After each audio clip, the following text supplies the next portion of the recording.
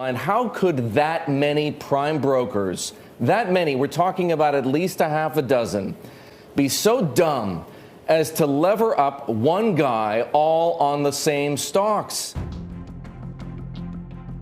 23 मार्च 2021 की शाम को खबर आती है अमेरिका के सबसे बड़े इन्वेस्टमेंट बैंक्स में से एक गोल्डमैन सैक्स ने ब्लॉक डील्स के थ्रू $10 बिलियन के शेयर्स डंप किए मार्केट में। अब ये खबर सुनकर सारी दुनिया के शेयर बाजार में हलचल मच जाती है। आखिर ऐसा क्या वो कारण है जिसकी वजह से गोल्डमैन सैक्स ने इतनी बड़ी वैल्यू के शेयर्स डंप किए मार्केट में।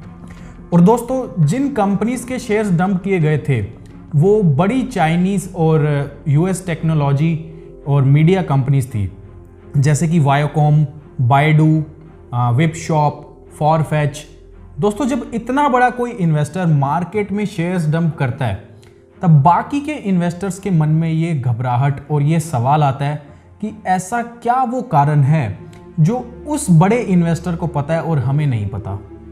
तो इसी पैनिक और अनसर्टेनिटी के माहौल में बाकी बड़े इन्वेस्टर्स भी अपने शेयर्स फटाफट डंप करते हैं। तो ये फायर सेल अगले एक हफ्ते तक चली है, जिसकी वजह से इन कंपनीज के शेयर प्राइस में 50 से 70% तक गिरावट आ जाती है। और इस दौरान किसी को भी ये पता नहीं चलता कि इस सेल ऑफ के पीछे का रीज़न क्या है और ये कब तक चलेगा। आखिर क्यों बड़े इन्वेस्टमेंट बैंक्स, बड़े ब्रोकर डीलर्स इन शेयर्स को डंप कर रहे हैं। फाइनली मार्च खत्म होते होते जब ये सेल ऑफ खत्म होता है तब नाम आता है एक बिलियनियर इन्वेस्टर बिल होंग और उनके फैमिली ऑफिस आर्चियोस कैपिटल मैनेजमेंट का, जिनकी वजह से ये सारा तमाशा बाजार में पिछले एक हफ्ते से चल रहा था। तो जब इसका कारण सामने निकल कर आता है तो पता चलता है कि 22 मार्च 2021 को वायोकॉम सीबीएस कंपनी अनाउंस करती है कि वो शेयर्स और कन्वर्टिबल बॉन्ड्स इशू करके $3 बिलियन रेस करने का प्लान कर रही है। हालांकि ये खबर एकदम नॉर्मल है, इसमें कुछ भी गलत नहीं है। Companies time to time market से पैसा रेस करती रहती हैं, लेकिन मार्केट ने इस न्यूज़ को पॉजिटिवली रिएक्ट नहीं किया और सेम डे वायोकॉम के शेयर में 9% तक की गिरावट आ जाती है। अब वायोकॉम वो कंपनी थी जिसमें बिल होंग पिछले काफ़ी दिनों से बिलियंस ऑफ डॉलर्स पंप करके उसके वायोकॉम के शेयर प्राइस को ऊपर लेके जा रहा था। इस खबर से जस्ट पहले बिल होंग ने टोटल रिटर्न स्वैप्स, जो कि एक डेरिवेटिव कॉन्ट्रैक्ट होता है, उसे यूज करके सिर्फ इसी शेयर में एक बहुत बड़ी आउटस्टैंडिंग लेवरेज पोजीशन बना रखी थी।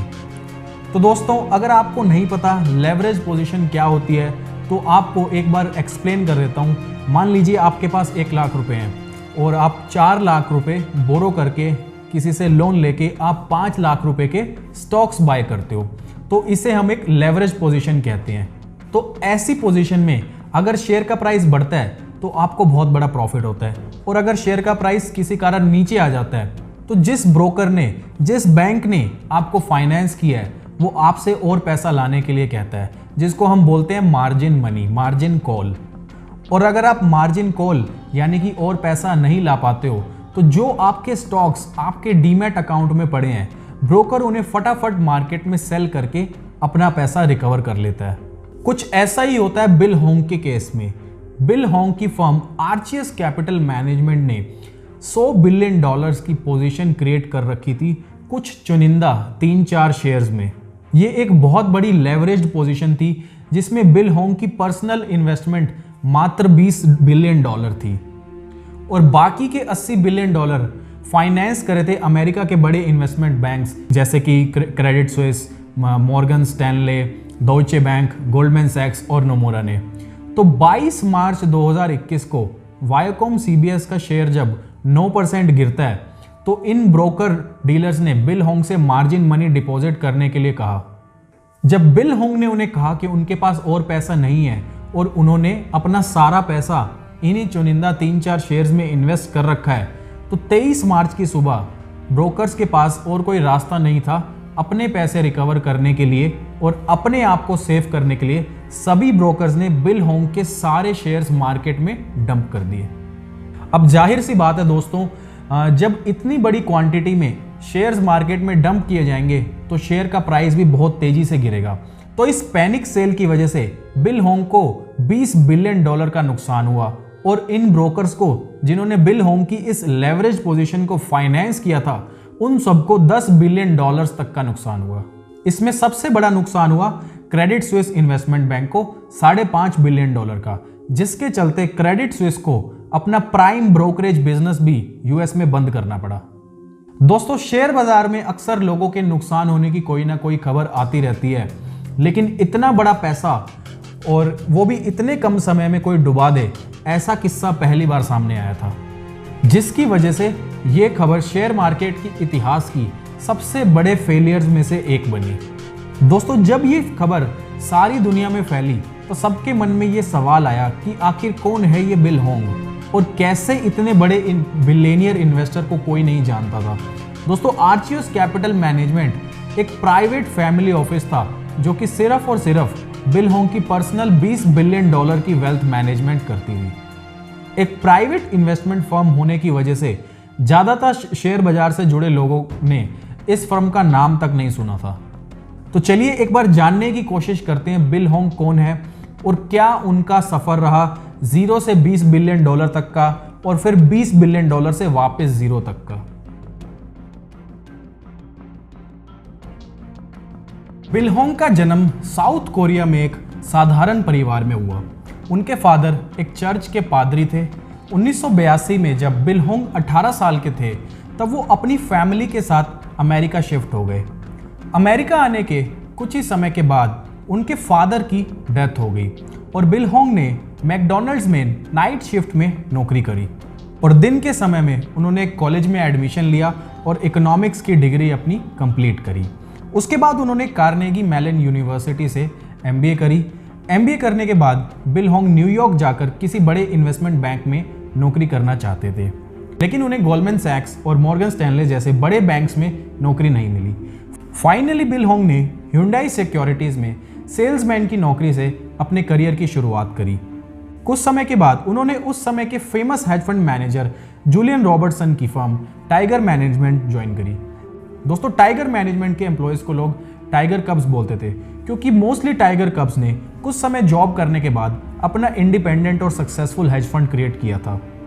बिल होंग ने भी जूलियन रॉबर्टसन से सीड कैपिटल लेकर टाइगर एशिया नाम से हेज फंड स्टार्ट किया। बिल होंग का हेज फंड टाइगर एशिया एक बहुत ही सक्सेसफुल हेज फंड था और एक समय में इसने $10 बिलियन तक मैनेज किए। इतना सक्सेसफुल होने के बावजूद भी और एक समय पर वर्ल्ड के रिचेस्ट लोगों में से होने के बावजूद भी बिल होंग ने की लाइफस्टाइल हमेशा सिंपल थी। उन्होंने कभी कोई न्यूयॉर्क सिटी में एक्सपेंसिव पेंट हाउस अपार्टमेंट नहीं लिया, ना ही उनके पास कोई फैंसी वैकेशन होम था। उन्होंने हमेशा एक सिंपल ह्यूंडई कार यूज करी और एक साधारण से न्यू जर्सी के रिहायशी इलाके में वो रहते थे। 2012 में इनसाइडर ट्रेडिंग के आरोप की वजह से बिल होंग को काफी सारे कंट्रीज ने अपने शेयर बाजार में ट्रेडिंग करने से बैन कर दिया, जिसकी वजह से बिल होंग का टाइगर एशिया हेज फंड बंद हो गया। अपने हेज फंड के बंद हो जाने के बाद बिल होंग ने आर्चियस कैपिटल मैनेजमेंट स्टार्ट करी। आर्चियस कैपिटल मैनेजमेंट जो कि उनकी एक प्राइवेट इन्वेस्टमेंट फर्म थी, जिसमें वो अपनी पर्सनल $200 मिलियन की सेविंग्स को मैनेज करने लगे। 2013 से 2021 तक बिल होंग की फर्म आर्चियस ने जबरदस्त परफॉर्म किया और उनकी स्टार्टिंग $200 मिलियन की जो कैपिटल थी उसको उन्होंने कन्वर्ट कर दिया $20 बिलियन में। तो इतनी कम समय में इतनी बड़ी सक्सेस मिलने से आप अंदाजा लगा सकते हो बिल होंग का इन्वेस्टमेंट स्टाइल काफी एग्रेसिव था। वो हमेशा से ही लेवरेज बेट्स किया करते थे बिना किसी हेजिंग के। दोस्तों, लेवरेज ट्रेडिंग एक दो-धारी तलवार की तरह है। एक तरफ तो ये आपको बहुत कम समय में बहुत बड़ा रिटर्न बनाकर दे सकती है, दूसरी तरफ ये आपका बैंकरप्ट हो जाने का कारण भी बन सकती है।